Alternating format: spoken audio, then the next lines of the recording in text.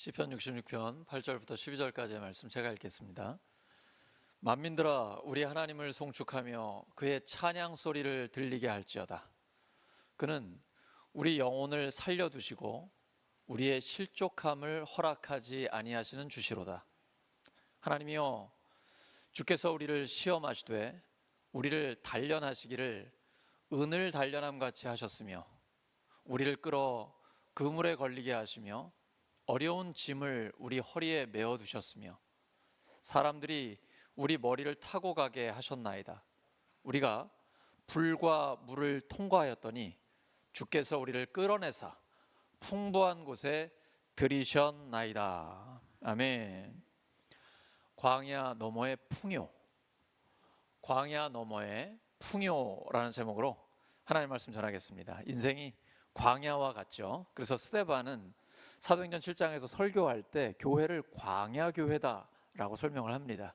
물론 우리가 출애굽했죠. 죄의 노예로 있었던 생활에서 예수님의 십자가의 그 귀한 피로 모든 죄를 용서받고 부활하신 주님과 함께 영원한 생명을 누리며 살아갑니다. 근데 이 땅을 살아가는 동안에는 광야를 거칠 수밖에 없습니다. 광야의 삶을 하나님이 허락하신 것입니다. 그런데 그 광야 생활 가운데 하나님의 은혜가 충만합니다. 그래서 오늘 시인은 하나님을 마음껏 찬양하고 있습니다. 하나님의 성품을 기억하고 있는 것이죠. 하나님은 우리의 생명을 붙드십니다. 결코 버려두지 않으십니다. 끝까지 붙들어 주십니다. 그리고 하나님은 고난 가운데 우리를 연단하십니다. 고난도 하나님이 허락하시니까 가능한 것입니다. 고난은 즐겁지는 않지만 우리에게 굉장히 유익합니다. 운동선수들도 크게 되려면 훈련을 아주 빡세게 받잖아요. 공부하는 사람들도 성공하려고 그러면 모든 거 제쳐놓고 그냥 공부만 힘들게 하잖아요. 고생 끝에 낙이 오는 거죠. 이건 만고불변의 진리입니다. 성경에 보시면 고통 없이 성숙해진 하나님의 사람이 있나요? 고난을 거치지 않은 하나님의 사람이 있습니까? 고난 가운데서 하나님이 우리를 연단하셔서 성숙하게 만드시고 더욱 속사람이 강건한 하나님의 사람으로 우리를 빚어 주시는 것입니다. 결코 버려두지 않으시고 마침내 우리를 건져 주십니다. 지금 시인은 그 하나님을 마음껏 높여드리며 찬양하고 있는 것입니다. 고난은 끝이 아니라 새로운 시작이 될 수 있습니다. 실패도 역시 끝이 아닙니다. 성경에 보시면 실패 같은데 새로운 역사가 일어납니다. 요셉이 인신매매를 당해서 노예로 팔려갔습니다. 누명을 쓰고 감옥에 들어갔어요. 그런데 그 감옥에 들어간 상태에서 이집트의 술 맡은 관원장을 만납니다. 오늘날로 말하면 그 비서실에 있는 대통령 비서관을 만난 거예요. 왕의 음식을 다루는 사람이기 때문에 가장 측근에 있는 사람이죠. 그 사람을 통해서 이집트 전체의 정치를 배우죠. 그리고 나중에 그가 왕에게 소개를 하면서 이집트 총리가 되는 길이 열리게 됩니다. 다니엘도 마찬가지입니다. 그가 하나님 앞에 기도했을 때 사자굴에 던져졌습니다. 이건 죽음으로 끝날 수 있는 상황이잖아요. 하나님이 사자들의 입을 막아버리십니다. 그리고 이후에 다니엘은 입지가 점점 더 견고해집니다. 그리고 다니엘을 사자굴 속에 집어넣게 한 정적들은 오히려 사자들의 밥이 되고 맙니다. 그리고 다리오 왕은 다니엘의 하나님을 찬양합니다. 글로 남겼어요. 이렇게 실패는 실패로 끝나지 않고 하나님이 역전시켜 주십니다. 하나님은 결정적인 순간에 개입해 주셔서 우리의 상황을 반전시켜 주십니다. 하나님의 뜻은 항상 기뻐하고 쉬지 말고 기도하고 범사에 감사하는 것이죠. 쉬지 말고 기도합니다. 왜요? 하나님이 우리의 삶에 개입하시기 때문이에요. 믿음이란 무엇입니까? 하나님이 내 삶에 개입하시는 것을 믿는 것입니다. 항상 하나님이 내 삶에 개입하실 수 있다는 것을 염두에 두고 살아가는 것이에요. 그것이 믿음입니다. 믿음이란 믿지 않는 사람과 똑같이 살아가는데 한 가지가 더해지는 거예요. 하나님이 내 삶에 개입하신다. 하나님의 섭리가 있다. 이걸 믿는 것입니다. 그래서 설령 실패한다 할지라도 끝이 아닙니다. 실패와 성공을 계속해서 경험하면서 우리의 인생이 만들어지는 것입니다. 초대교회도 핍박을 받았습니다. 실패한 것 같잖아요. 흩어져 가지고 예루살렘, 유대를 넘어 사마리아에 가서 복음을 전하게 됩니다. 사도행전 1장 8절이 이루어지는 거죠. 오직 성령이 너에게 임하시면 너희가 권능을 받고 예루살렘과 온 유대와 사마리아와 땅끝까지 이르러 내 증인이 되리라는 예수님의 말씀이 이루어집니다. 예루살렘 교회는 폭발적으로 부흥했어요.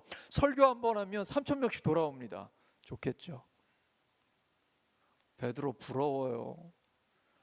한 번의 설교에 3,000명의 새 가족이 구원받고 세례를 받잖아요.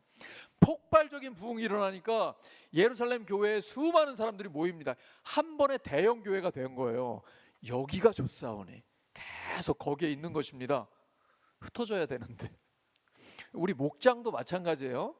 목장을 몇 년, 몇십 년 함께 하면서 가족이잖아요. 그러니까 너무너무 좋잖아요. 근데 하나님은요, 거기에 머물기를 원하지 않으세요. 성령의 권능으로 예루살렘과 유대와 사마리아와 땅끝까지 나아가는 것을 원하시는 것입니다. 이제 저희 가정에서 새로운 목장이 시작됐습니다. 지금 이제 한 달이 조금 넘어가는데 제가 가칭 땅끝 목장이라고 적었어요. 사도행전 1장 8절에 근거해서 울산에서 시작해서 땅끝까지 복음을 전하는 목장이 되자. 근데 제 아내가 별로 안 좋아해요. 그래가지고 우리 목장 식구들한테 우리 목장명을 한번 공모를 하자. 8월 말까지 해가지고 정하려고 하고 있거든요. 이 땅끝까지 이르는 것은 주님의 명령이에요. 예루살렘에 머물러 있으면 안 돼요. 끊임없이 울산에서 땅끝까지 예수님의 복음을 전하는 것이 하나님의 뜻입니다. 근데 흩어지지 않으니까 핍박을 받은 다음에 비로소 흩어지게 되는 거예요. 그 복음이 전해지게 되는 것이죠. 베드로가 밤새도록 그물을 던졌습니다. 어부예요. 갈릴리에서 잔뼈가 굵은 전문가입니다. 근데 한 마리도 못 잡았어요. 실패했어요. 마음이 가난해졌습니다. 그때 예수님이 찾아오십니다. 예수님이 아무 때나 찾아오지 않으십니다. 가장 적절할 때 찾아오십니다. 우리의 마음이 가난해졌을 때, 하나님이 절실하게 필요할 때요. 우리가 기도를 언제 배웁니까? 편안할 때는 기도 잘 안 합니다. 편안한데요, 뭐 다 잘 되는데. 힘들어지면 저절로 기도가 나옵니다. 너는 내게 부르짖으라. 내가 내게 응답하겠고 내가 알지 못하는 크고 은밀한 일을 너에게 보이리라. 이 말씀이 나에게 주신 말씀이에요. 하나님이 응답해 주셔야 합니다. 하나님이 아니면 안 됩니다. 하나님밖에 답이 없습니다. 벼랑 끝에 몰렸거든요. 주님이 아니면 안 되거든요. 그래서 그때 기도를 배우는 거예요. 신앙생활하면서 하나님이 고난을 허락하실 때가 있어요. 근데 이거 대충 하시면 별로 변화가 일어나지 않습니다. 그러니까 내가 할 만한 건 그건 고난도 아니고 시험도 아니에요. 그것 때문에 잠이 안 오고 내가 도저히 해결할 수가 없고 이거 완전히 내 한계다라고 느끼는 거, 이 정도는 돼야지 그게 고난이고 시험입니다. 독수리 훈련시킬 때 어떻게 합니까? 높은 벼랑에서 떨어뜨립니다. 그래야 날죠. 이게 애매한 데서 떨어지면은 괜히 날개만 다쳐요. 이왕 우리가 고난을 당하는 거, 시험을 당하는 건 좀 빡세게 당해야 돼요. 세게 부딪혀야 됩니다. 갈 때까지 가야 돼요. 왜냐면 내 한계에 부딪혀야 그 다음에 하나님을 찾아요. 그때 하나님을 만나게 됩니다. 다윗이 그랬잖아요. 다윗이 기름 부으심을 받고 골리앗을 이깁니다. 왕자 요나단과 절친이 돼요. 잘 나갑니다. 전쟁 나갈 때마다 승승장구해요. 근데 장인어른이 자기를 죽이려고 쫓아다녀요. 사망의 음침한 골짜기를 다닙니다. 그때가 하나님의 때입니다. 내가 사망의 음침한 골짜기로 다닐지라도 해를 두려워하지 않을 것은 주께서 나와 함께 하심이라. 바로 그 자리가 하나님을 만나는 자리예요. 하나님은 우리에게 그 고난과 실패까지도 허락하십니다. 그러나 인생의 결말은 하나님께 달려 있습니다. 아무리 복잡하게 꼬여 있어도 하나님은 아름답게 마무리해 주십니다. 하나님은 우리의 생명을 붙드시기 때문입니다. 때로는 우리가 실패하기도 하고 넘어질 때도 있지만 아주 엎드러지긴 하지 않으십니다. 의인은 7번 넘어져도 다시 일어납니다. 7.8기예요. 우리가 하나님 앞에 의롭다라고 인정을 받았습니다. 우리가 의로워서가 아니고 예수님을 믿는 사람을 하나님이 의롭다라고 인정해 주셨습니다. 우리는 그 확신을 갖고 있어야 합니다. 죄 용서의 확신, 의롭다라고 인정받은 그 확신을 갖고 있어야 됩니다. 하나님은 우리의 생명을 붙들어 주셔서 우리가 실족하여 넘어지지 않게 살펴주십니다. 야곱을 한번 보세요. 잔머리의 대가죠. 아마 오늘날 살았다면 야곱이 큰 사업가가 돼가지고 돈 많이 벌었을 것 같아요. 태어날 때부터 형 발꿈치 붙잡고 나옵니다. 그리고 형이 무지하게 배가 고픈데 팥죽 한 그릇을 가지고 장자의 명분을 사요. 아버지가 연세가 많아요. 눈이 흐릿합니다.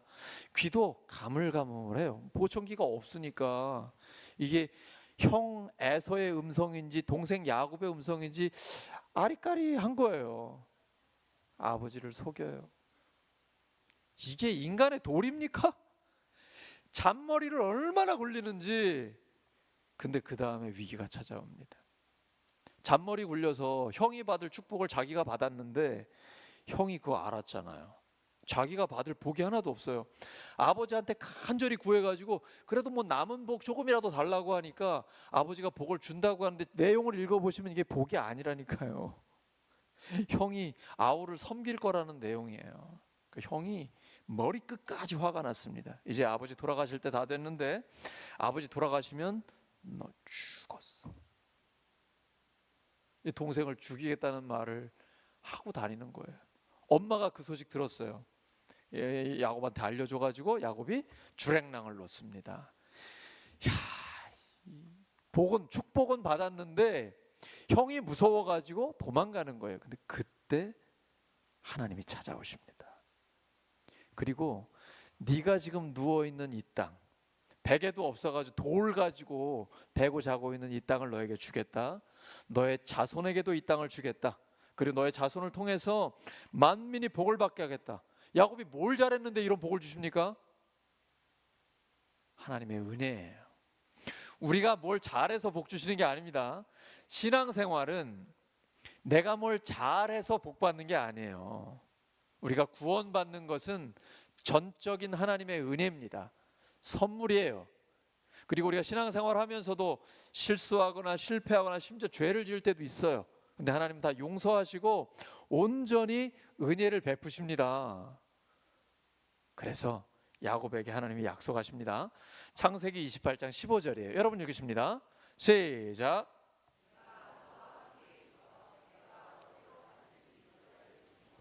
너를 이끌어 이 땅으로 돌아오게.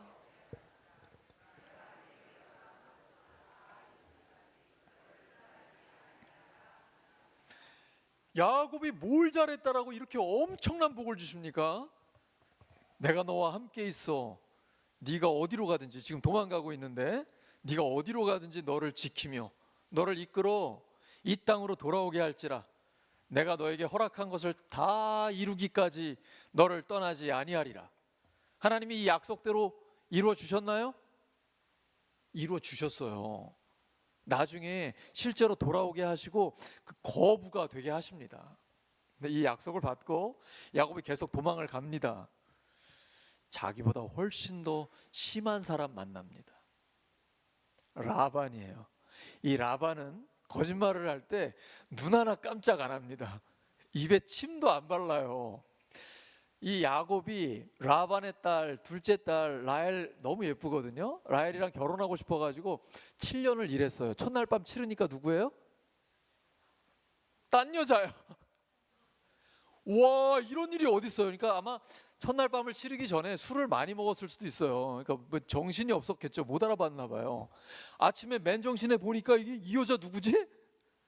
그때 그 아빠가 뭐라 그래, 라반이? 야, 우리 동네에서는 첫째 딸 결혼시키기 전에는 둘째를 보내는 경우가 없어. 그럼 빨리 말했어야지. 결혼하기 전에 알려줬어야지. 일하기 전에 얘기를 했어야지. 7년 동안 다 부려먹고 첫날 밤 치른 다음에 얘기를 해주는 게 어딨어요. 그래가지고 라헬과 결혼하려고 7년을 또 일하잖아요. 그리고도 6년을 더 일해요. 그런데 이 라반이요, 야곱한테 월급을 준다고 해놓고 10번이나 자기 마음대로 변경을 합니다. 속여요. 지독한 사람이죠. 야곱이 사기꾼이잖아요. 뛰는 놈 위에 나는 놈 있다니까요. 사람이 무엇으로 심든지 그대로 거둡니다. 이건 하나님의 말씀이에요. 우리가 끊임없이 축복하고 격려하고 정직함을 심고 하나님 앞에 말씀대로 순종하면요, 하나님의 복이 우리에게 임합니다. 야곱이 잔꾀를 부려가지고 복 받으려고 했는데 자기보다 더 지독한 사람을 만나서 죽도록 고생합니다. 그리고는 이제 20년이 지난 다음에 야반 도주합니다. 이 라반한테 걸리면 또 무슨 일이 있을지 모르니까요, 하나님이 그 고통 속에서도 야곱에게 복을 주셨어요. 그래가지고 가족들도 많고 소유도 많아졌는데 라반 몰래 도망을 칩니다. 그때 하나님이 말씀을 주셨어요. 이제는 야곱이 달라졌어요. 우리 야곱이 변화됐어요. 하나님 말씀 듣고 나서 움직입니다. 여호와께서 야곱에게 이르시되 내 조상의 땅 내 족속에게로 돌아가라. 내가 너와 함께 있으리라. 이 말씀을 들었기 때문에 갑니다. 라반이요, 야곱 도망간 걸 금방 알아챕니다. 막 쫓아가요, 잡으려고. 그런데 하나님이 라반한테도 말씀하십니다. 야곱, no touch. 건드리지 말라고 하셨어요. 라반이 야곱을 건드리지 못합니다. 그리고 고향으로 돌아가게 됩니다. 하나님 말씀 듣고 고향으로 갑니다. 그러면 탄탄대로 해야 되죠. 에서가 야곱을 맞으러 오는 거예요. 400명을 데리고. 무슨 동생을 맞으러 오는데 400명이나 데리고 와요. 그러니까 야곱이 지금 벌벌 떱니다. 두려워가지고 하나님 앞에 간절히 기도해요. 하나님 약속을 있으니까요. 하나님이 지켜주신다고 약속하셨잖아요. 근데 또 한편으로는 앞에다가 선물을 많이 보냅니다. 에서의 마음을 어떻게든 좀 달래보려고. 형, 내가 잘못했어. 형을 속인 거, 형 대신 내가 축복하는 거 너무 미안해. 엄청나게 많은 선물을 앞에다 보냅니다. 에서가 야곱을 만나가지고, 야, 이 선물 이거 다 뭐야? 이거 나 필요 없어. 아니라고. 형, 이거 내 마음이니까 꼭 받아달라고. 괜찮다니까. 결국 받았어요. 에서가 그 선물을 받고, 그리고 나서는 이제 야곱을 해코지 하지 않습니다. 보복하지 않아요. 야곱이 그 에서를 만나기 전에 결정적인 순간이 있습니다. 야복 강가에서. 자기 부인이 4명이거든요. 좋겠죠? 우리 세 가족들 좋겠죠? 부인이 4명이니까. 큰일 날 일입니다. 이거 콩가루 집안이에요. 완전히 쫄딱. 굉장히 힘들잖아요. 이것 때문에 부인들을 다 앞에다 보내요. 자식들이랑 소유들을 다 보내고 자기 혼자 야복 강가에 남아가지고 하나님과 씨름을 하는 거예요. 하나님 보내신 천사와 밤새도록 씨름을 하는 거예요. 거기서 하나님을 만납니다. 그리고 하나님의 복을 받게 돼요. 이때부터 야곱의 인생이 확 풀리기 시작합니다. 에서와는 화해를 하게 됩니다. 그리고 나서 자기 딸 디나가 있거든요. 디나가 밖에 나갔다가 그만 강간을 당하고 말아요. 근데 이 강간을 한 나쁜 놈이 세겜이라는 작자거든요. 디나라는 야곱의 딸과 결혼을 하고 싶다는 거예요. 그러니까 형들이 열받아가지고, 이 오빠들이 열받아가지고 말은 안 해요. 말은 안 하고, 일단 너희들이 할례를 해야 우리랑 결혼할 수 있다. 우리 여동생을 줄 수 있다. 그러니까 정신 나간 거죠. 고대 사회에서 할례를 하면 일주일 열흘 동안 움직일 수가 없잖아요. 근데 남자들이 전부 다 할례를 했어요. 왜냐하면 그렇게 해서 저들과 결혼을 하면 뭐 저들과 상거래도 할 수 있고 우리에게 이익이다, 이런 식으로 얘기를 하니까 그 부족 전체가 남자들이 전부 다 할례를 했어요. 그랬더니 야곱의 아들들이 시므온과 레위가 가가지고 다 죽여버립니다. 그리고 재산도 싹 뺏어와요. 그러니까 원수들이 엄청나게 많아졌죠. 그런데 하나님이요, 이 야곱의 가족들을 원수들로부터 보호해 주십니다. 하나님이 지켜주시는 거예요. 비록 야곱이 사랑하는 아들 요셉을 잃었지만 20여 년 뒤에 요셉과 재회하게 됩니다. 그리고 요셉의 보호 아래 말년을 아름답게 마무리하게 돼요. 야곱이 잔머리 굴려가지고 인생을 스스로 망쳐버렸는데 하나님은 그 인생을 풀어주십니다. 하나님이 약속하신 대로 됐어요. 나는 전능한 하나님이라 생육하며 번성하라. 내가 아브라함과 이삭에게 준 땅을 너에게 주고 내가 너의 후손에게도 그 땅을 주리라. 비록 우리가 실수할 때도 있고 실패할 때도 있고 죄를 지을 때도 있지만 하나님 앞에 회개하고 말씀대로 순종하며 살아가면, 이제 하나님의 뜻대로 살아가면 하나님이 우리의 인생을 아름답게 마무리해 주십니다. 하나님은 우리의 생명을 붙들어 주십니다. 모든 것을 합력해 선을 이루어 주십니다. 그래서 하나님은 고난 중에도 우리를 연단하시면서 우리를 지켜주시는 거예요. 하나님은 우리를 시험하십니다. 테스트하세요. 은을 정련하듯이 우리를 연단하십니다. 실패도 하나님이 허락하신 것입니다. 실패를 해봐야 부활의 영광을 맛보게 됩니다. 실패를 해보지 않는 운동선수들이 있어요. 계속 승리만 하는 운동선수들이 있거든요. 조금 위험합니다. 실패도 경험해 봐야 돼요. 우리가 실패를 경험하면 그때 하나님이 우리를 일으켜 세우실 때 이것이 부활의 역사구나, 이걸 체험하게 되는 것이거든요.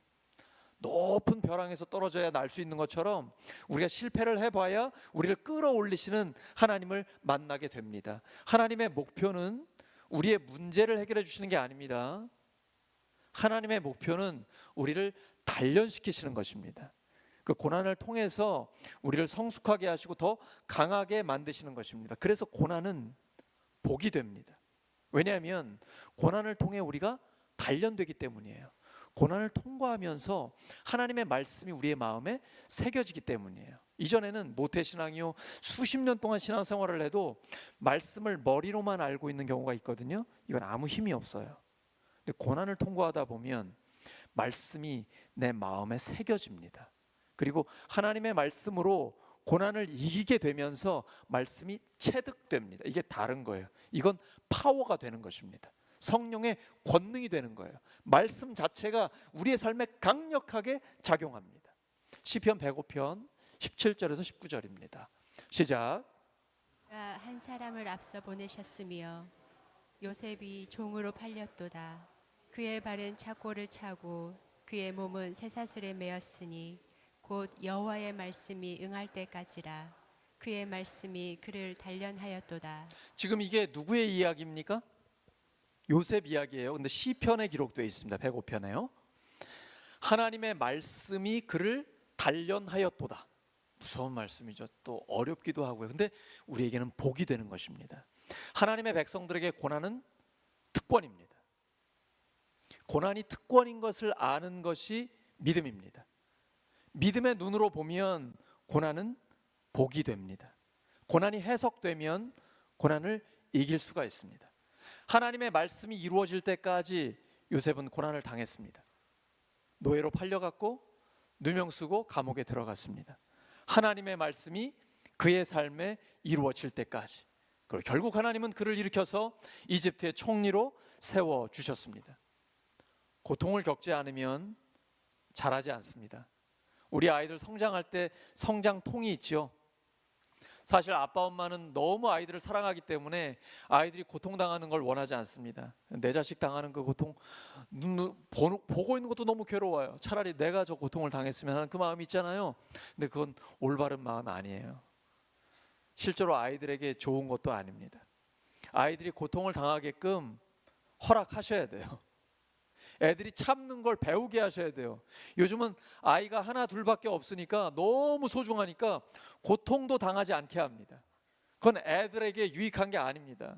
애들이 스스로 고통을 이겨내게 하고 믿음으로 인내할 수 있도록 계속 도와주셔야 돼요. 그래야 성장합니다. 고통 없이 성장하지 않아요. 신앙도 똑같습니다. 우리 신앙생활 하는데 이렇게 시원하고 편안하게 생활하면서 편안한 삶을 살고 싶잖아요. 그러면 신앙의 성장이 없어요. 고통이 있어야 신앙이 성숙해지고 성장합니다. 날씨가 맑기만 하면 어떻게 될까요? 요즘 비 한 방울 안 내립니다. 계속 날씨가 쨍쨍 폭염 맑기만 해요. 어떻게 될까요? 이대로 계속되면 사막이 됩니다. 그런 말 있잖아요. 날씨가 맑기만 하면 사막이 된다. 비도 오고 바람도 불고 때로는 폭풍도 몰아쳐야 돼요. 그래야 옥토가 됩니다. 고난을 당하지 않은 사람은요, 굉장히 교만해질 수 있어요. 근데 고난을 당하면 사람이 겸손해집니다. 왜냐하면 비바람에 폭풍에 막 내 삶이 요동을 치거든요. 고난 중에는 너무 힘들어요. 근데 이걸 믿음으로 하나님과 함께 통과하게 되면 겸손해져요. 아, 나는 아무것도 할 수 없구나. 연약하구나. 나는 실패도 했고, 이때 감사가 저절로 나와요. 왜냐하면 실패를 통해 그리스도의 부활을 경험하거든요. 나의 연약함을 통해서 하나님의 능력이 완전해지는 걸 체험하거든요. 하나님이 계시니까, 나와 하나님이 함께 하시니까 아무것도 두렵지 않게 되는 거예요. 하나님은 고난을 통해서 우리가 정신 똑바로 차리게 하십니다. 제 아내가 굉장히 아팠던 때가 있어요. 30대에 아이들이 어릴 때였는데 제가 정신이 하나도 없더라고요. 밥맛도 없고 이거 어떻게 될지 도대체 모르겠는 거예요. 근데 아내가 했던 첫 마디가 감사하다는 거였어요. 저는 그때 깜짝 놀라면서 깊은 깨달음을 얻었습니다. 아, 고난 가운데 하나님이 감사를 알게 하시는구나. 그리고 고난 가운데 정신 똑바로 차리게 하시는구나. 오직 하나님만 바라보게 하시고 기도하게 하시는구나. 그때요, 돕는 사람들을 얼마나 많이 붙여주시는지요. 하나님께서는 사람들을 통해서 역사하십니다. 우리 한 사람 한 사람을 통해서 하나님의 역사가 나타나는 거예요. 이걸 고난을 통해서 경험하게 됩니다. 욥기 23장 10절입니다. 시작. 그러나 내가 가는 길을 그가 아시나니 그가 나를 단련하신 후에는 내가 순금같이 되어 나오리라. 신앙생활이 그냥 평탄하기만 하면요, 순금이 될 수가 없어요. 세상 찌꺼기가 묻어 있고 내 탐욕이나 욕심이 그대로 남아 있거든요. 근데 고난을 당하면서 하나님과 함께 그 고난을 통과하면 불순물이 빠져나갑니다. 교만, 악한 습관, 도끼 이런 게 다 빠져나가요. 그래서 하나님의 자녀답게 됩니다. 하나님만 바라보게 하십니다. 그래서 고난은 유익한 거예요. 즐거운 건 아니에요. 근데 고난은 우리에게 굉장히 유익해요. 고난 중에 하나님이 마침내 우리를 건져 주십니다. 하나님의 목적은 우리를 죽이는 게 아니에요. 우리를 단련시키시는 겁니다. 하나님의 사람답게, 하나님의 자녀답게 만들어 주시는 거예요. 그래서 우리가 때로는 불과 물속을 지나갈 때가 있어요. 하나님이 사람들을 허락하셔서 사람들이 내 머리를 밟게 하시는 경우도 있어요. 열받죠? 뚜껑이 열리죠? 분노가 치밀어 오르죠? 그 하나님이 다 허락하신 거예요. 그 사람을 통해서 지금 나를 다루고 계시는 겁니다. 그때 열받았다고 해서 성질대로 하시면 안 돼요. 그러면 그 시험 통과하지 못했기 때문에 더 심한 사람 만날 수 있어요. 그러니까 빨리 엎드리는 게 나한테 좋아요. 하나님이 지금 나를 계속 연단하고 계신 것입니다. 그걸 통과하면 하나님이 불 가운데서 물 가운데서 나를 건져 주십니다. 하나님의 손은 전능하시기 때문에 항상 우리를 지키고 보호하고 계시거든요. 십자가의 고통을 경험하고 난 다음에야 부활이 있습니다. 고통 없이 복 없어요. 영어에 유명한 격언이 있죠. No pain, no gain이라는 말이 있습니다. 이게 성경에서 나온 거예요. 고통이 없으면 얻는 것도 없어요. No cross, no crown. 십자가 없이 영광 없어요. 이건 신앙의 핵심이에요. 이 원리는 우리의 삶에 똑같이 적용이 됩니다. 그래서 성경의 핵심은 십자가와 부활이에요. 부활만 생각하시면 안 돼요. 십자가의 고난도 통과해야 돼요. 예수님의 제자는 누가복음 9장 23절에 기록된 것처럼 아무든지 나를 따라오려거든 자기를 부인하고 날마다 제 십자가를 지고 나를 따를 것이니라. 주님 말씀하셨잖아요. 그러니까 자기가 없어져야 돼요. 하나님, 저는 하나님의 영광을 위해서 이런 계획을 갖고 있고요. 이런 일을 하고 싶어요. 하나님 도와주세요. 이거는 신앙생활의 올바른 태도가 아니에요. 얼핏 들으면 잘하는 것 같죠? 그게 아니에요. 신앙생활은 하나님, 지금 우리 교회와 목장과 가정과 제 개인의 삶에서 지금 어떤 일을 하고 계십니까? 저에게 알려주세요. 저 그 일에 동참하고 싶습니다. 이게 올바른 신앙생활이에요. 주도권이 누구에게 있습니까? 나에게 있습니까? 하나님께 있습니까? 하나님께 있습니다. 주도권을 내가 잡으려고 하면 안 돼요. 그러면 하나님 그냥 내버려 두십니다. 왜냐하면 내가 순종하지 않기 때문에 하나님이 내버려 두시는 거예요. 난 하나님의 영광을 위해, 하나님 나라를 위해 이렇게 열심히 하고 있다니까요. 그게 중요한 게 아니에요. 빨리 내려놔야 돼요. 하나님 앞에 기도해야 합니다. 하나님, 하나님이 무엇을 원하십니까? 하나님이 지금 어떤 일을 하고 계십니까? 그 일에 동참하기를 원합니다.